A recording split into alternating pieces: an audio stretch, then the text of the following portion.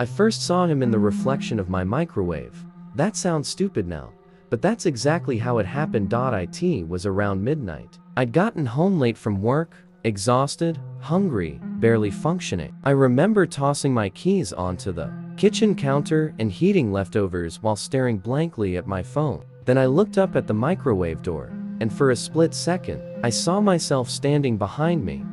Not a reflection mistake. Not some weird angle. Another me. Same face, same clothes, same posture, standing directly behind my back. I spun around so fast, I almost slipped. Nobody there. The kitchen was empty. I laughed nervously at myself after that. Told myself I was just tired. The human brain sees patterns and reflections all the time. But even after I went to bed, something about it kept bothering me. Because the version of me in the reflection hadn't looked surprised when I turned around. He looked disappointed. The next morning, everything felt normal again, until I caught another glimpse of him, this time in the black screen of my TV. I was walking past the living room when I saw my reflection crossing the screen, except there were two of me, one walking normally, and another standing motionless several feet behind, watching. I froze instantly. The second figure disappeared the moment I looked directly at the TV. That was the moment real fear started setting in. I stopped looking at reflections after that. Mirrors, windows, phone screens at night. Anything dark enough to reflect my surroundings made my stomach tighten. But avoiding reflections is impossible once you start thinking about them. You notice them everywhere. Elevator doors, store windows, silverware, puddles after rain, and every few days, I'd catch him again. Always behind me, always still. Getting closer. At first, he appeared far away in reflections, across rooms, at the ends of hallways. Then gradually, he started standing nearer. One night, I saw him directly behind my shoulder in the bathroom mirror. Same face, same expressionless stare, except his eyes looked wrong, slightly darker, like deep water. I whipped around instantly, nothing. But when I looked back at the mirror, the reflection version of me was breathing heavily, while I wasn't. That's when I stopped sleeping properly.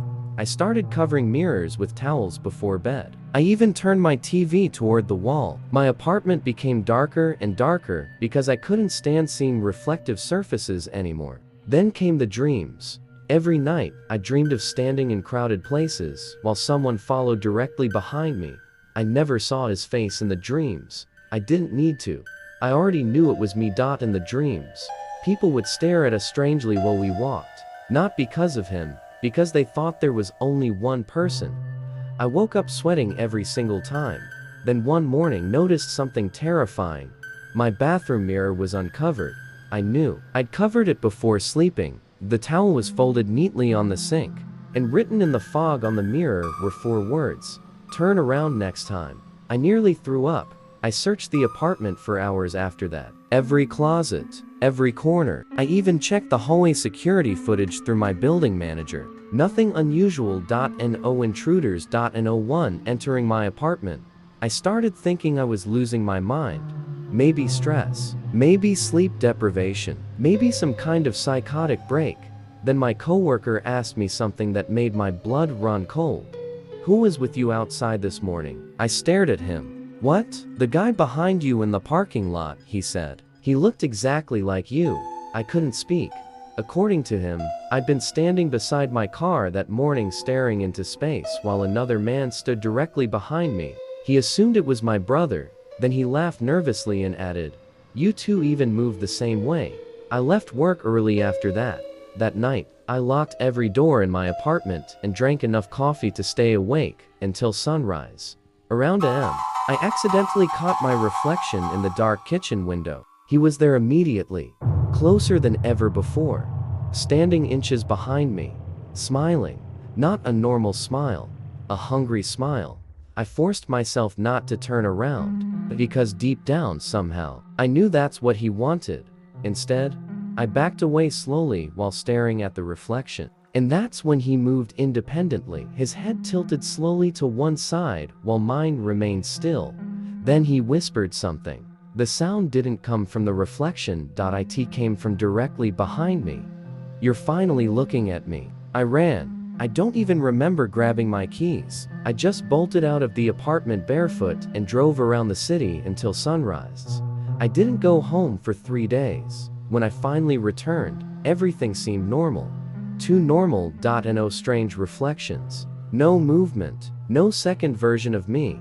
For the first time in weeks, I thought maybe it was over. Then I checked my phone. There were dozens of missed calls and messages. From coworkers, friends, my sister, all asking the same question. Why were you standing outside my house last night? You okay? You were acting weird. Why didn't you answer me? One message included a security camera screenshot, taken at 2:13 a.m. The image showed someone standing outside my sister's front door, motionless, watching the house. It was me, or something wearing my face. Then I noticed one final detail in the screenshot. The figure was smiling directly into the camera, and standing behind him was another version, watching too.